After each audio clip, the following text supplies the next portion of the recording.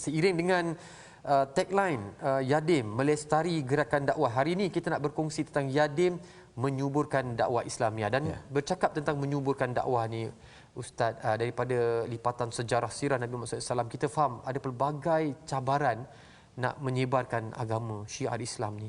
Dan tidak boleh tidak juga kita nafikan bahawasanya Yadim pasti juga ada situasi mendapat cabaran dan sebagainya. Mungkin kita nak mulakan juga Ustaz, bagaimana agaknya Ustaz lihat pencapaian dakwah Yadim bagi tahun 20 tahun lepas.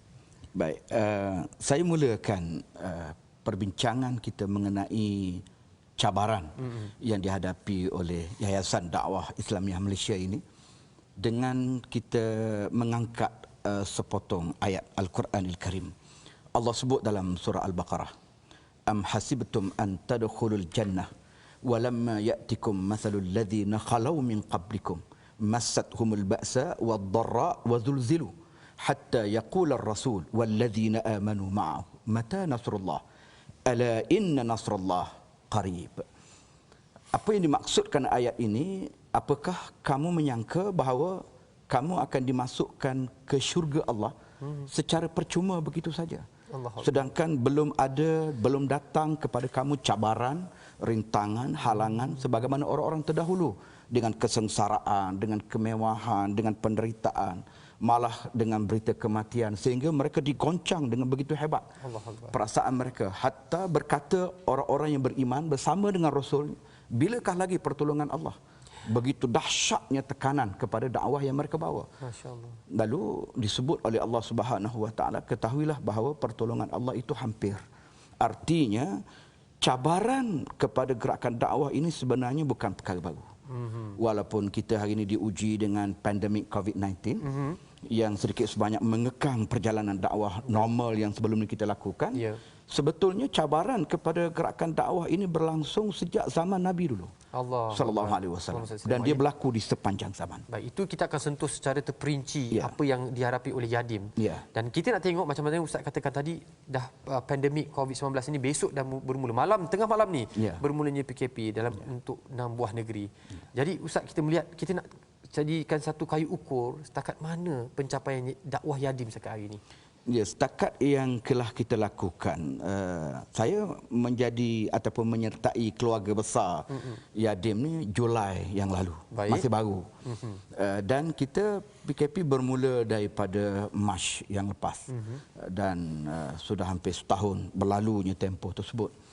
Dan ia memang telah merubah banyak pendekatan, perancangan, strategi yang kita lakukan. Maka mau tak mau, dakwah ni juga mesti disesuaikan dengan situasi yang kita hadapi. Nak hentikan dakwah tak boleh. Sebab masyarakat memerlukan dakwah. Memerlukan bimbingan, memerlukan nasihat, memerlukan tunjuk ajar daripada para da'i, para alim ulama. Jadi oleh kerana itu, kami bertanggungjawab untuk mencari jalan keluar. Bagaimana memastikan dakwah ini boleh sampai kepada masyarakat. Jadi antara perkara yang kita telah laksanakan dan kita sesuaikan sebelum daripada ini ialah dengan memanfaatkan pentas online ataupun medium online. Dan ini kita buat bukan saja untuk Facebook Live, untuk dakwah secara lisan, tetapi termasuklah aktiviti-aktiviti yang juga kita gerakkan secara online.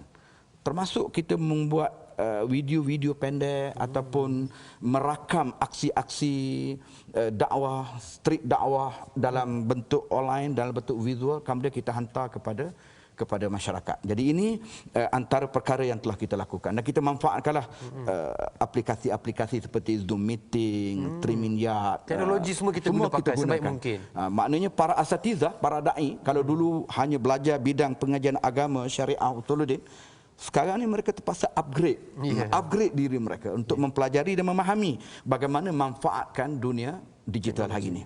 Itu yang pertama, cabaran yang kita hadapilah. Dan walau bagaimanapun, alhamdulillah, bukanlah maknanya sampai langsung tertutup pintu dakwah. Masih ada lagi ruang kita turun bertemu masyarakat dengan mematuhi SOP yang adalah. Dan kita turun sebagai contoh baru-baru ni, oleh kerana sepanjang musim PKP dan juga musim COVID-19 ini, ramai masyarakat kita, rakyat kita terjejas dengan PKP yang ada. Akhirnya kita menggunakan pendekatan baru, iaitu dakwah bilhal. Dengan dakwah secara langsung, kita turun menghantar bantuan kepada mereka.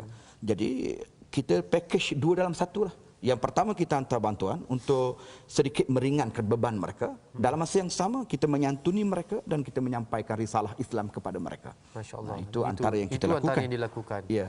Baik, alhamdulillah. Kemudian satu lagi, kita lancarkan bulan dakwah. Bulan dakwah. Bulan dakwah bermula Oktober sampai Disember, kita sasarkan 2,000 program.